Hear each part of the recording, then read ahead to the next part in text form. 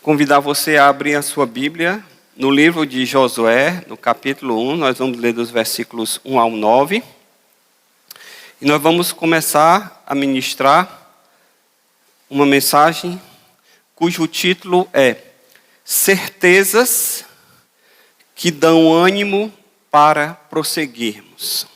Certezas que nos dão ânimo para prosseguirmos. Josué, capítulo 1, versículo 1 ao 9. Diz assim a palavra do Senhor. Sucedeu depois da morte de Moisés, servo do Senhor, que o Senhor falou a Josué, filho de Nun, servo de Moisés, dizendo: Moisés, meu servo, é morto. Levanta-te, pois, agora, passa esse Jordão, tu e todo este povo, a terra que eu dou aos filhos de Israel.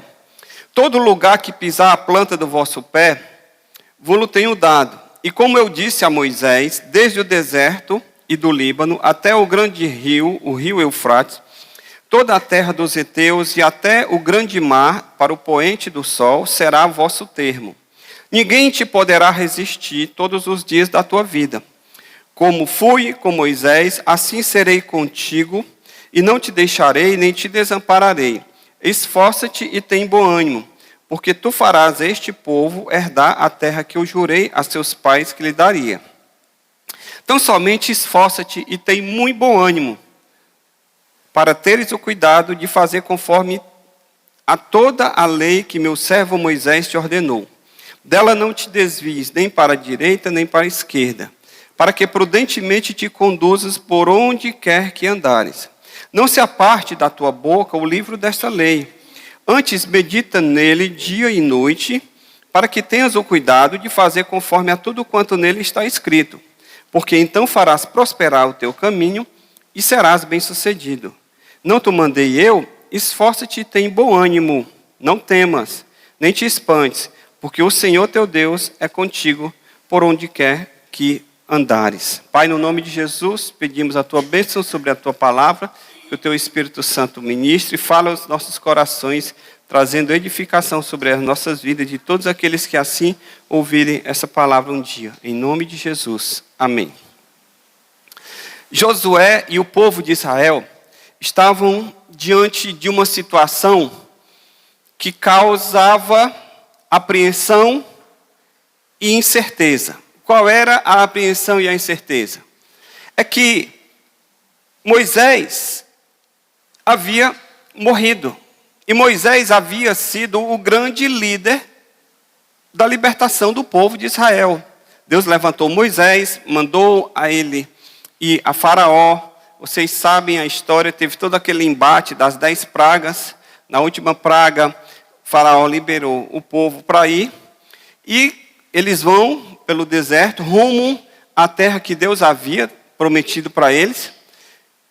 Só que Moisés fica no meio do caminho. Moisés morre no meio do caminho, porque o Senhor disse que ele não iria entrar na terra.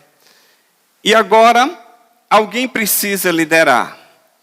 E o Senhor, então, determina que Josué fosse ser o líder do povo. Mas fica a pergunta: como é que ele vai nos liderar? Será que ele vai ter o mesmo carisma, a mesma força, o mesmo controle, a mesma mansidão que Moisés teve? Como é que vai ser agora? Como é que, logo no momento crucial desse, em que a gente está para tomar posse da terra, está para entrar na terra, a gente perde o nosso líder? Então, era uma situação de incerteza, porque era uma liderança que havia falecido e o povo ficou sem, digamos assim, sem chão.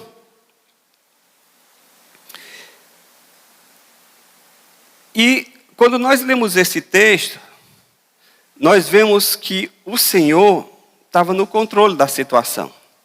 Ele agiu no sentido de resolver essa questão da liderança, de como é que ia ficar o povo a partir dali que havia perdido o seu líder. E eu fiquei pensando, o que nós, olhando para essa história, para esse evento, o que nós podemos extrair de lição, de ensinamento para aplicar a nossa vida hoje, as nossas circunstâncias hoje. Por quê? Porque nós também estamos vivendo, como seres humanos, um momento de incerteza. Porque estamos vivendo numa situação totalmente atípica, que tem desafiado as autoridades do mundo inteiro. Cada continente, cada região, cada país, cada localidade tem agido de uma forma diferente, tentando lidar da melhor maneira com essa situação que nós estamos passando.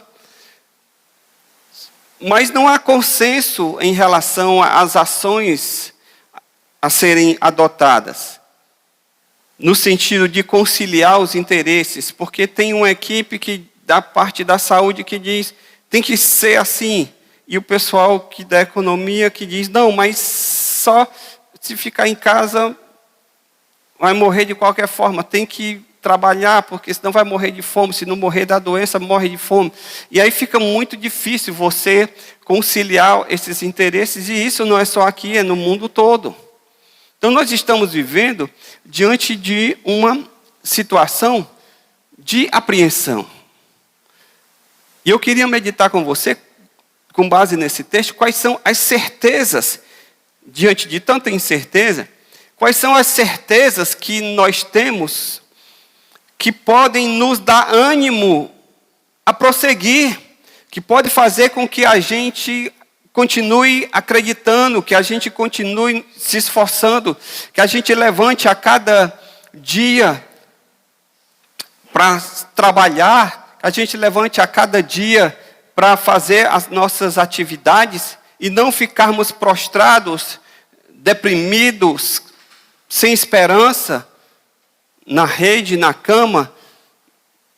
O que pode me dar esperança? Qual é a certeza que eu tenho na vida que pode me fazer levantar a cada dia e ir para a luta, ir trabalhar, ir estudar e dar continuidade à minha vida, mesmo em meio a esse caos e a essa circunstância que nós estamos vivendo? Primeira coisa que eu vejo nesse texto, uma certeza que para mim é bem clara, é que nós somos transitórios. Logo, nós deveríamos viver de uma forma coerente com essa verdade. Eu sou transitório, você é transitório. Nós somos passageiros. O pessoal costuma brincar e dizer que até a uva passa, né? Até a uva passa. Outros brincam e dizem, no ônibus todo mundo é passageiro, só não o trocador e o motorista. Ou seja, nós somos transitórios. Essa é a primeira certeza que esse texto me mostra. Por quê? Porque Moisés, que era o grande líder do povo, o texto diz que, no versículo 1, sucedeu depois da morte de Moisés, servo do Senhor.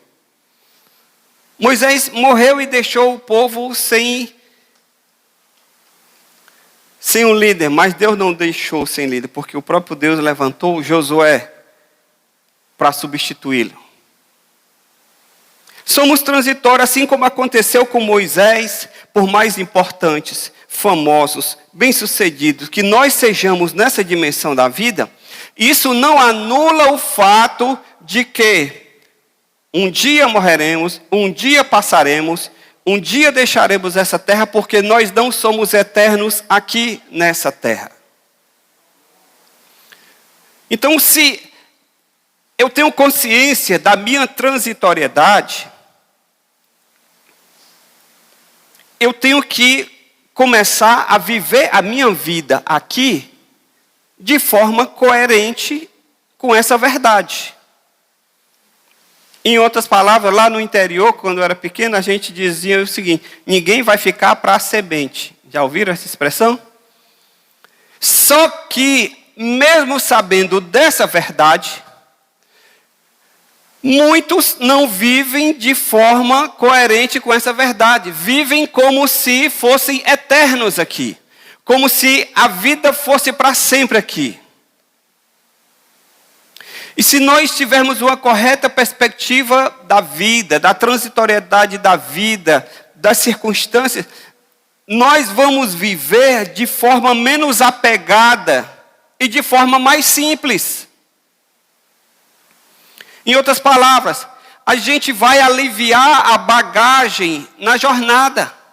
Na jornada da vida, se eu tenho consciência de que eu vim a este mundo sem nada, e eu vou partir e não vou levar nada, então eu tenho que entender que eu não preciso carregar tanta bagagem.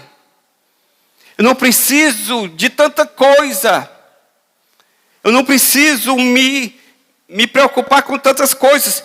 Porque se eu entender isso, eu vou levar a vida com mais simplicidade. E isso vai me poupar de muitos estresses. Isso vai me poupar de muitos dissabores.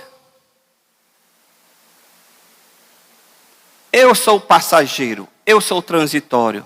Então eu vou procurar viver a vida de forma coerente com essa verdade e não como se eu fosse eterno ou que aqui eu fosse estabelecer um reino particular e nesse reino particular fosse durar a eternidade e que eu tenho que me acercar e de acumular o máximo possível, fazer o máximo que tiver ao meu alcance para eu ter tudo.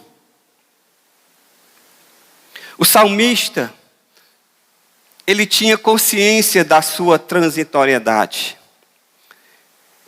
No Salmo 90, no versículo 10, ele diz o seguinte: os dias da nossa vida sobem a 70 ou 80, em havendo vigor a 80, e neste caso o melhor deles é canseira e enfado. Porque tudo passa rapidamente e nós voamos. No versículo 12 ele diz: ensina-nos a contar os nossos dias para que alcancemos coração sábio. O salmista ele sabia que a vida passa, vai durar no máximo 80. Alguns hoje, com o avanço da medicina, já estão vivendo mais. Meu pai tem 92 anos. 92 anos. Mas toma remédio para Alzheimer. Se a gente não der remédio, ele fica todo atordoado. A minha sogra está com Alzheimer. Ontem mesmo estava em casa com a mão na cabeça. Ai meu Deus, ai meu Deus, ai meu Deus. E foram ver a filha. Fazia 2 dias que não estava dando remédio. 4 dias que não estava dando remédio para ela. Do Alzheimer. E ela ficava lá toda perturbadinha. Não sabia nem dizer. Está doendo e não sabe onde.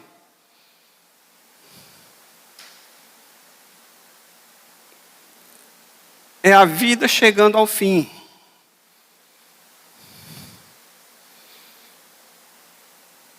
Porque o salmista tinha consciência dessa sua transitoriedade, talvez seja por isso que ele tenha adotado um estilo de vida mais simples.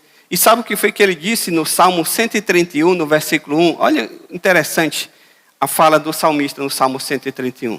No Salmo 90 ele diz: eu sei que a vida dura no máximo 80, 90, o que passa disso é canseiro e enfado. E no Salmo 131 ele diz: Senhor, o meu coração não se elevou, e nem os meus olhos se levantaram. Não me exercito em grandes assuntos, em grandes matérias. Ou seja, eu não estou procurando o prêmio Nobel de física nuclear. Eu não estou procurando o prêmio Nobel de medicina como pesquisador. Não, eu não me exercito em grandes assuntos. Eu estou aqui, quietinho. Nem coisas muito elevadas. O que é isso? É o estímulo à preguiça, ao ócio e à vida intelectual obtusa? Não. Mas o que eu quero chamar a atenção quando eu leio esse versículo é para falar para você o seguinte: que nem todo mundo precisa ser o prêmio Nobel, nem todo mundo precisa ser o primeiro, nem todo mundo precisa ser o mais rico da sua rua, o mais inteligente da sua sala. Nem todo mundo precisa ficar nessa neura de querer abarcar o mundo com as pernas, de querer ser o bambambam, de querer ser a última Coca-Cola do deserto. Ah, porque eu quero ser o melhor na minha área e tal, e eu vou ser, e enquanto não fizer meu nome, eu não descanso. Ah, porque eu vou mostrar para meu pai, para minha mãe, de que aquele meu irmão, que eles aparentemente cuidaram mais do que de mim, que eu não sou burro, que eu também sei fazer. Ou seja, tem gente que passa a vida toda tentando provar algo para os outros, tentando conquistar algo, para poder deixar seu nome na placa, para poder deixar seu nome na rua. E a vida se constitui de muitos dissabores, porque na luta para tentar conseguir isso, a pessoa tem que muitas vezes passar por cima dos outros, tem que arranjar inimigos, tem que fazer coisas que ela sabe que são moralmente incorretas. E muitas vezes, quando conseguem chegar no auge da fama e do sucesso, morrem do mesmo jeito, e o máximo que conseguem é o nome numa rua, numa praça, num viaduto, ou numa sala de um colégio. Já estão batizando até o nome de sala, de colégio. Sala Maria das Dores, Sala Maria Antonieta, Sala José Rufino, para tentar eternizar a vida das pessoas. Somos passageiros. Alguém brincando já disse, não se estresse muito com a vida, afinal você não vai sair vivo dela. Por mais que você seja, um dia a morte chega a todos nós.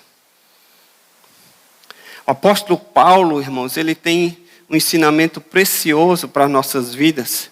Lá em 1 Timóteo, no capítulo 6, no versículo 6. Olha o que Paulo fala. 1 Timóteo 6,6. Mas é grande ganho a piedade com contentamento.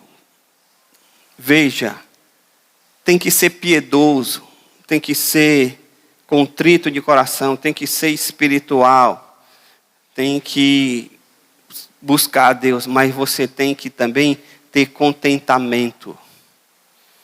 Sabe qual é o problema? É que tem muita gente sendo piedoso, buscando a Deus. Sabe para quê? Para ter mais, para pedir mais. Porque não quero ser empregado, eu quero ser empresário. Porque eu não quero andar de Fusca, eu quero andar de Ferrari. Porque eu não quero morar no conjunto da MRV, eu quero morar numa mansão nas dunas. Piedade, mas sem contentamento.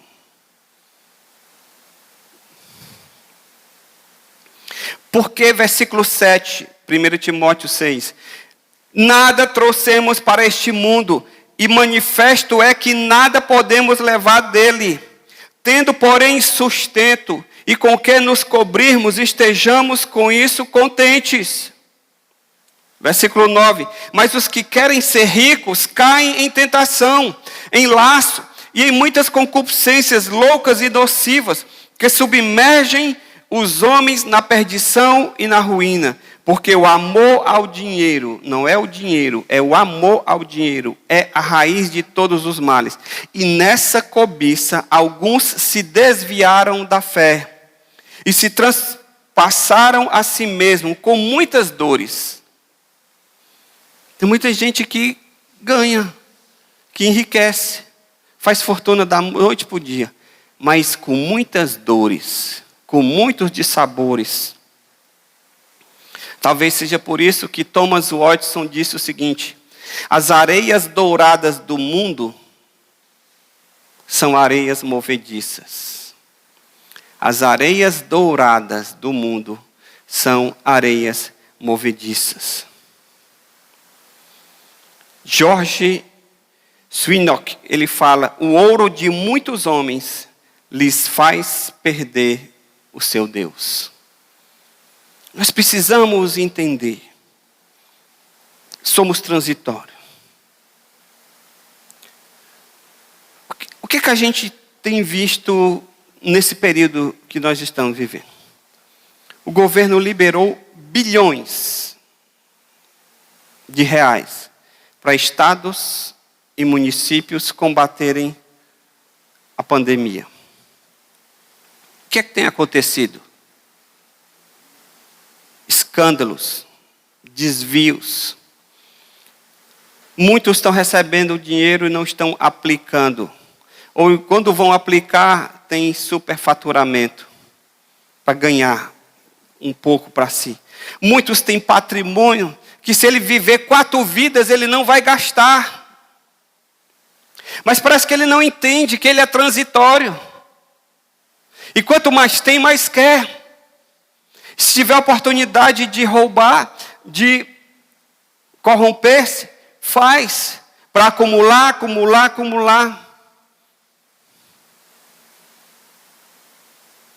E sabe que nunca vai conseguir gastar todo aquele dinheiro. Mas isso não lhes impede de fazer o errado. Somos transitórios.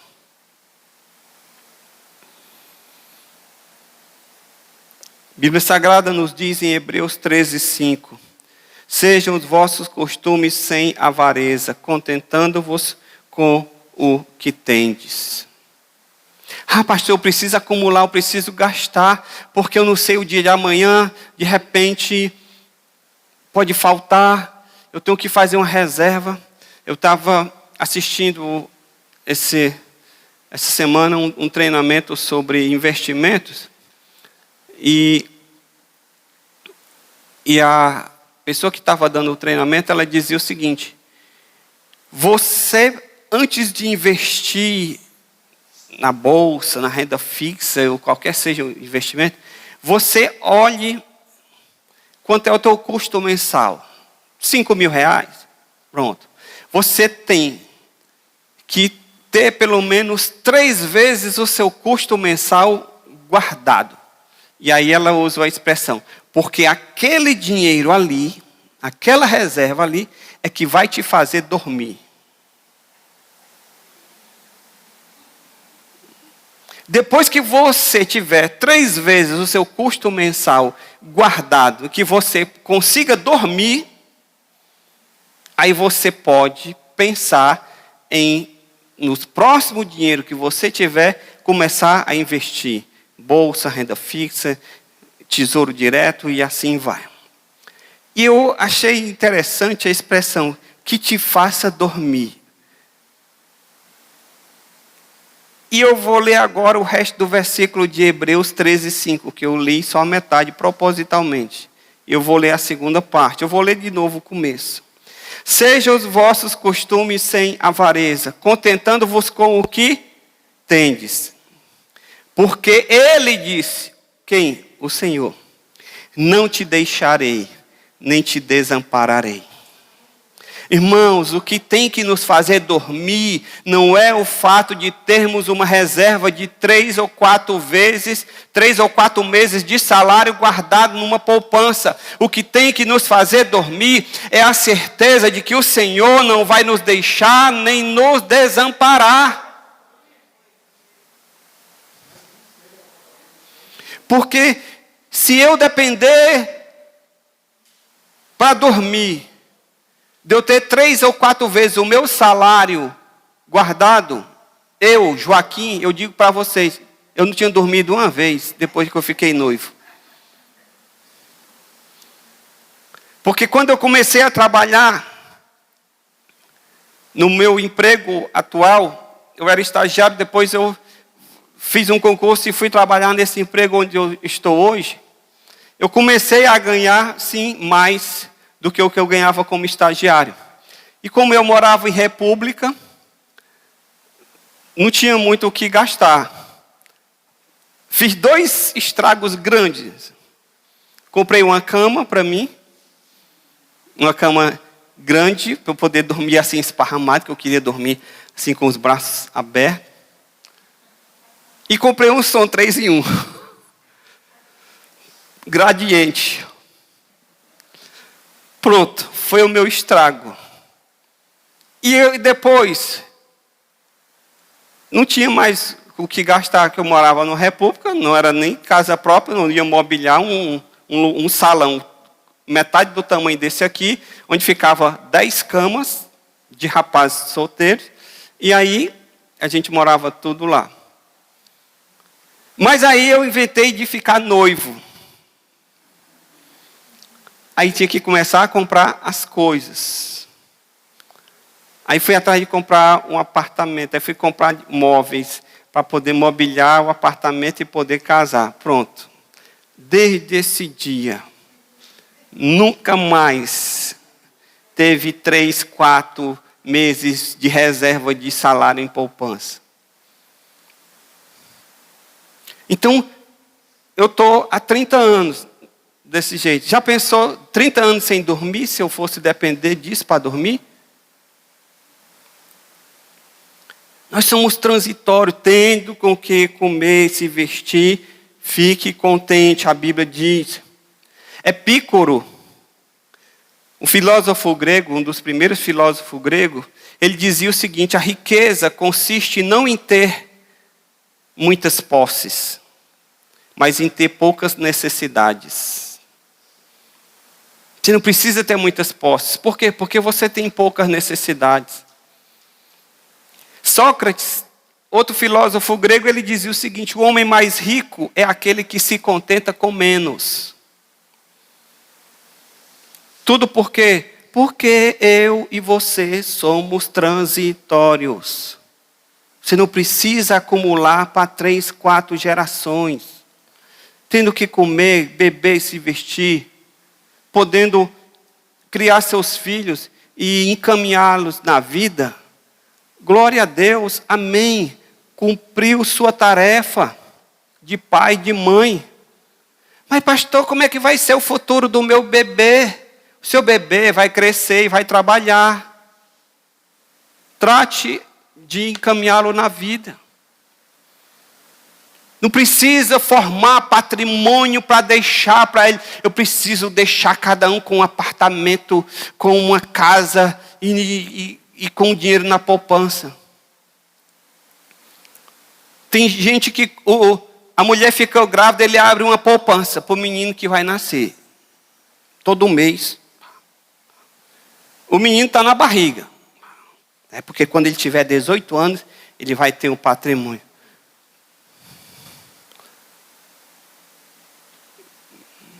Pastor, o senhor está querendo dizer que a gente não pode poupar? Não, o que eu estou querendo dizer é que você não olhe para esse mundo como se lhe fosse tudo o que existisse. Uma das coisas, irmãos, que nós estamos aprendendo nesse momento de pandemia é que nós precisamos de pouco para viver. O mercado do luxo desabou. Sofreu um impacto tremendo. Sabe por quê? Porque nesse período não tem festas e nem eventos. Se não tem festa nem evento, não tem como eu ir ostentar os meus bens. Eu não tenho como ir mostrar o meu colar de diamantes. Eu não tenho como desfilar o vestido da Chanel. Eu não tenho como espalhar aquele perfume francês que custou caríssimo e todo mundo vai dizer, que coisa ali. Não. Todo mundo dentro de casa. Não sai. Só sai para ir comprar comida.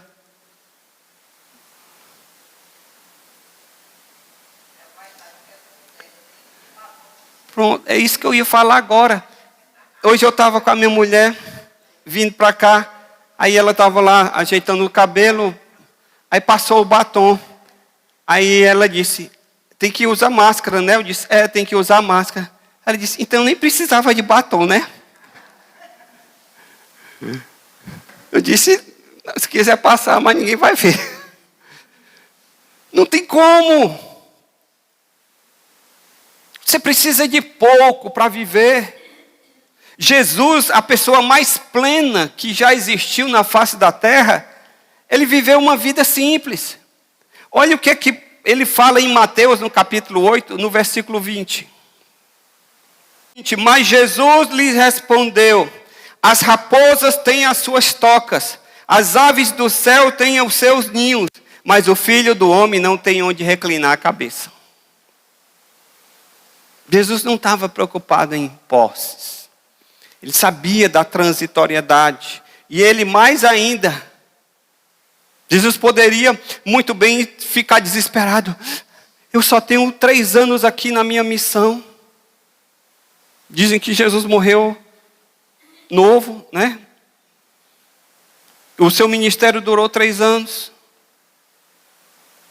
Começou aos 30, terminou aos 33. Ele poderia muito bem ter olhado para a vida e dizer: não, eu tenho que aproveitar o máximo. Eu tenho que fazer o máximo de coisas. Porque senão a vida vai passar muito rápido e eu não aproveito. Jesus estava em paz. O próprio Moisés, que é a figura do texto que nós estamos lendo aqui, Moisés viveu, irmãos, uma vida de renúncia para cumprir o propósito de Deus. Olha o que é que o texto fala lá em Hebreus 11, 24, para você entender a vida de Moisés. Hebreus 11, 24. Pela fé, Moisés, sendo homem feito, recusou ser chamado filho da filha de Faraó, preferindo ser maltratado junto com o povo de Deus, a usufruir os prazeres transitórios do pecado. Ele entendeu o quê? Que ser desprezado por causa de Cristo era uma riqueza maior do que os tesouros do Egito, porque ele contemplava a recompensa de Deus, não de Faraó. Moisés foi criado como filho adotivo pela filha de Faraó. Moisés era um dos candidatos a sucessor de Faraó. Moisés, ele foi educado em toda a ciência do Egito. Moisés recebeu instrução privilegiada por morar no palácio com Faraó. Mas a Bíblia Sagrada nos diz que um dia Moisés soube da sua identidade, que ele não era egípcio, ele era judeu. E quando ele viu um judeu ser maltratado, ele caiu em defesa do judeu. E por conta disso, ele acabou se envolvendo numa briga, matou um soldado egípcio e fugiu para salvar a própria vida. Ele poderia muito bem ter olhado para dizer: eu vou lá comprometer a minha situação, estou muito bem, obrigado. Eu sei que eu sou judeu, mas cada um cuide de si, eu vou cuidar aqui da minha vida, eu vou ficar na minha. Afinal de contas, eu nem conheço minha mãe. Minha mãe, para todos os efeitos, é a filha aqui do Faraó. Com um tio desse aqui, eu já estou arrumado na vida. O que é que eu quero mais? Mas a Bíblia diz que Moisés contemplava a recompensa de Deus, não dos homens. Moisés tinha um propósito, irmãos, na sua vida. Nós precisamos entender que glória e brilho não são a mesma coisa. Você pode ter o brilho deste mundo, os holofotes desse mundo brilhando sobre você. Você pode estar em evidência, correr para ser e conseguir destaque, para que os holofotes se virem para você. Mas brilho não é a mesma coisa que glória. Você pode conquistar o brilho deste mundo, mas a glória de Deus é só para aqueles que andam e fazem do Senhor a sua riqueza maior. O que é que você quer para a sua vida? Você quer o brilho deste mundo? Ou você quer a glória de Deus na sua vida? Precisamos, irmãos, vigiar. Sabe por quê? Porque todos nós que aqui estamos, nós estamos sujeitos a essa tentação de buscar o brilho deste mundo, de se apegar às coisas desse mundo, de não percebermos a nossa transitoriedade e simplesmente olharmos só para essa dimensão aqui e viver em função dela. Por isso que Matthew Henry, comentarista bíblico, ele diz o seguinte: os pobres, olha aqui, os pobres correm tanto perigo de um desejo exagerado pelas riquezas do mundo, quanto os ricos de um prazer exagerado nela. O rico, como já tem, qual é a tentação dela? De ter um prazer exagerado nelas, de fazer delas a razão da sua vida. E o pobre, porque não tem, ele corre desesperado para obter. Mas todos os dois têm tentações. Um porque já tem e quer fazer delas a sua vida. O outro porque não tem e quer correr atrás para ter também. Então, essa tentação, ela é comum a ricos e pobres. E já que eu e você sabemos que somos transitórios nessa terra, qual é, pastor, o segredo então para eu viver coerente com essa verdade? Qual é o segredo, pastor, para eu viver uma vida desapegada? Consequentemente, uma vida simples e menos estressada. E eu vou encerrar lhe dando o segredo. Citando uma frase e dando um exemplo. A frase é de François Fenelon. Ele diz o seguinte: faça desta regra simples o guia da sua vida. Qual é a regra simples? Não ter vontades a não ser a vontade de Deus. Não ter vontade a não ser a vontade de Deus. Esse é o segredo. E qual é o exemplo? Jesus. Porque em João capítulo 4, versículo 34. João 4, 34, ele diz: Jesus lhes declarou: a minha comida consiste em fazer a vontade daquele que me enviou e realizar a sua obra. Comida é o que sustenta a vida. Jesus está dizendo: o que me motiva, o que me sustenta, o que me faz andar, o que me faz levantar dia após dia, é fazer a vontade de Deus, do meu Pai, e realizar a sua obra. Você quer viver uma vida simples? Você quer viver uma vida menos estressada? Você quer viver uma vida coerente com essa verdade de que você é passageiro? Então não tenha nenhuma outra vontade a não ser a vontade de fazer a vontade de Deus. A vontade de Deus na sua vida. Essa é a primeira certeza que eu preciso ter para enfrentar esse problema. Pandemia chegou e vai passar. E depois virão outras doenças, porque isso é cíclico na história humana, é cíclico. Não fique pensando que no dia que descobrir a vacina para o coronavírus, pronto, todos os problemas da humanidade vão estar resolvidos. Não vão. Porque nós vivemos num ambiente contaminado. Já teve H1N1, já teve febre amarela, já teve SARS, não sei das quantas, já teve influenza. É assim, a cada 2 anos, a cada 3 anos aparece uma nova. Essa é porque pegou uma dimensão maior. Então não fique pensando você que vai se eternizar aqui, não. Você é passageiro, nós somos. Quem se curou de Covid um dia vai morrer. De outra doença ou de velhice, mas vai morrer. Então o que eu preciso fazer para eu poder olhar para essa vida e viver a vida menos estressante, mais simples? Entenda que você vai passar e o que você deve querer para a sua vida é poder olhar para trás no final da sua vida e dizer: eu fiz a vontade do meu Pai. Fiz a vontade do meu Pai na minha profissão, no meu casamento, nos meus relacionamentos, na minha solteirice. Fiz a vontade de Deus em tudo. Eu procurei viver para agradar a Deus. Amém? Vamos ficar de pé na presença do Senhor, em nome de Jesus.